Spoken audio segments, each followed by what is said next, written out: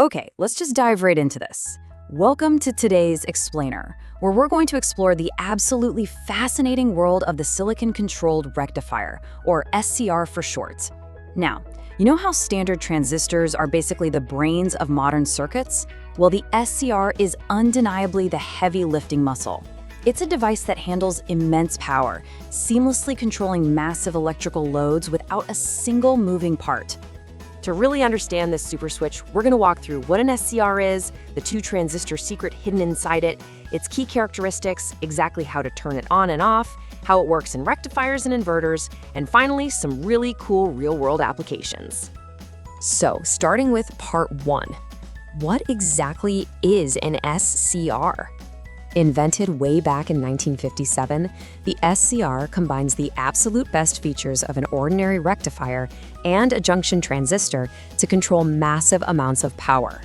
Unlike those older, clunky mechanical switches that might spark or physically wear down over time, the SCR is completely solid state. We're talking about a device capable of easily handling currents up to several thousand amperes and voltages well over 1 kilovolt. They actually come in all sorts of shapes and sizes. You've got tiny ones meant for small circuit boards, all the way up to massive, bolt-down, high-power devices meant for industrial grids. But regardless of how big they are, they all serve as the modern solid-state equivalent of those older mechanical thyratron tubes. In fact, because of that lineage, you'll sometimes hear the SCR referred to simply as a thyristor. Its internal anatomy is basically a 4-layer semiconductor sandwich, PNPN. From this structure, we pull out 3 terminals. You have the anode connected to the outer P-type material, the cathode connected to the outer N-type material, and finally, the absolutely crucial control terminal called the gate, which hooks up to the inner P-type layer. This translates directly into its circuit symbol, which looks just like a standard diode, but with that all-important gate terminal added in. Moving on to section 2, the two-transistor secret. What's really interesting is the hidden logic inside that PNPN structure. If we were to visually split that 4-layer block right down the middle, a huge narrative twist of the SCR is revealed. It isn't just a complex diode, it is essentially 2 transistors intertwined. By splitting the inner end and P layers, you can see it actually forms one PNP transistor and one NPN transistor, permanently connected to each other.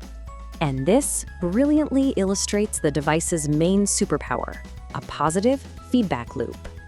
In its equivalent circuit, the collector of the first transistor feeds directly into the base of the second, and the collector of the second feeds right back into the base of the first. Meaning, an increase in current in one transistor causes an increase in the other. It's like a snowball effect. Once a tiny signal starts this process, it instantly multiplies, driving both transistors to full saturation in practically a microsecond. Section 3. Key characteristics and terms. Before we put the SCR to work in practical circuits, we really need to map out its operational boundaries. Let me act as your tour guide here along its voltage current, or VI, characteristics curve. When the anode is positive relative to the cathode, we're in the forward characteristic region.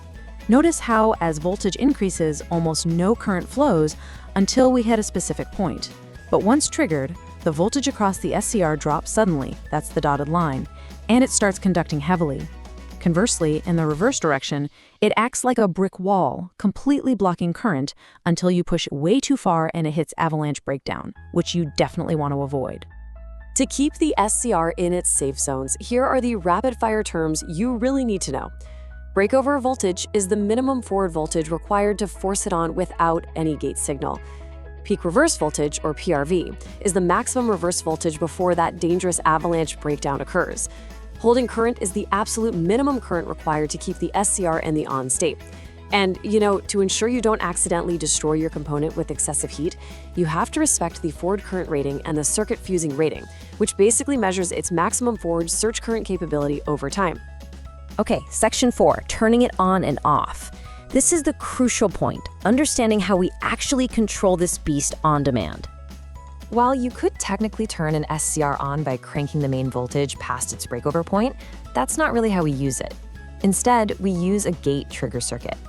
Think of the gate terminal like a tiny, highly sensitive valve on a massive water pipe. by applying just a very small positive voltage, usually 2 to 10 volts, and a tiny gate current of maybe 100 microamps to a few milliamps, we can trigger the SCR.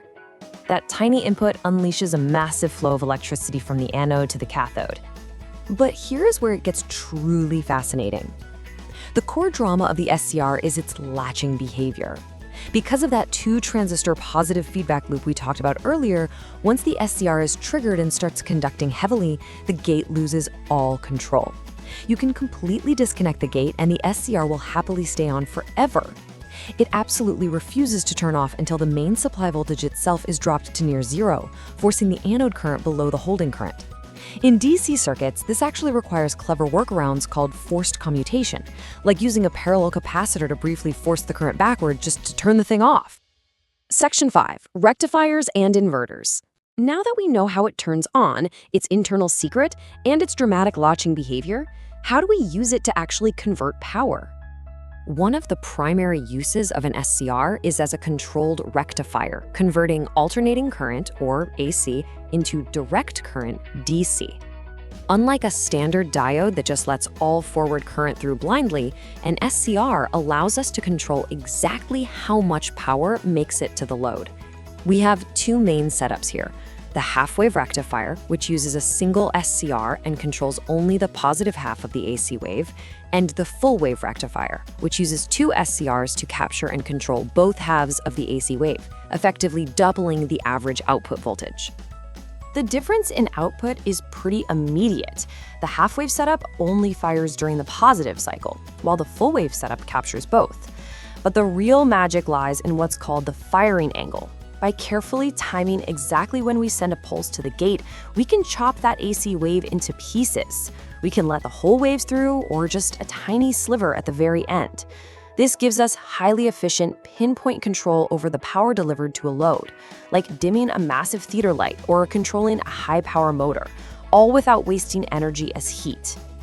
Now, if we want to go in reverse, converting DC power from a battery back into usable AC power, we use an SCR inverter circuit. In a practical single-phase setup, two SCRs act as alternating switches. But remember the latching drama? Since this is a DC input, they won't turn off on their own. So this circuit ingeniously uses an inductor and a capacitor to perform forced commutation. When the second SCR is fired, the charged capacitor actually discharges backwards through the first SCR, forcibly turning it off. They basically take turns firing and forcing each other off, elegantly slicing that straight DC line into alternating positive and negative blocks of power.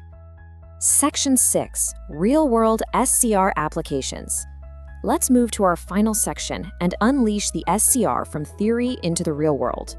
First up, the SCR acts as an incredibly robust static contactor. In heavy industry, mechanical contactors, big physical switches, can spark, wear out, and make a ton of noise when switching hundreds of amps. Because it has no moving parts, the SCR totally solves this. By wiring two SCRs in anti-parallel, closing a tiny low-power switch that handles just a few milliamps means these SCRs can safely and silently switch several hundred amperes of load current on and off endlessly, with virtually zero maintenance. Next is the dramatic but totally essential crowbar circuit. Imagine you have highly sensitive, expensive electronics connected to a power supply.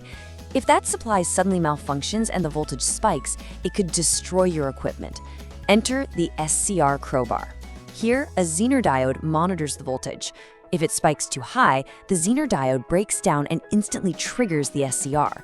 The SCR turns on, effectively short-circuiting the power supply to ground in a fraction of a millisecond. This intentionally blows the main fuse to save your sensitive load. It's literally the ultimate electronic bodyguard. And brilliantly, innovation didn't just stop at the standard electrical gate. We even have the light-activated SCR, or LASCR. This component swaps the electrical gate current for a physical window in the casing. This window lets light shine directly onto the inner depletion layers. When the light hits it, it generates electron hole pairs, providing the exact same triggering effect as a gate current. It allows us to turn on massive industrial power streams completely remotely, using just a beam of light for perfect electrical isolation. The Silicon Controlled Rectifier is truly an incredible piece of solid-state engineering. It perfectly bridges the gap between delicate logic control and brute force electrical power. With no moving parts, operation speeds up to 1 billion times per second, and massive power control capabilities, it leaves us with an exciting question to ponder. What clunky, sparking, analog mechanical switches in your life could a silent, indestructible SCR replace? Thanks so much for joining me on this Explainers, and I'll catch you on the next one.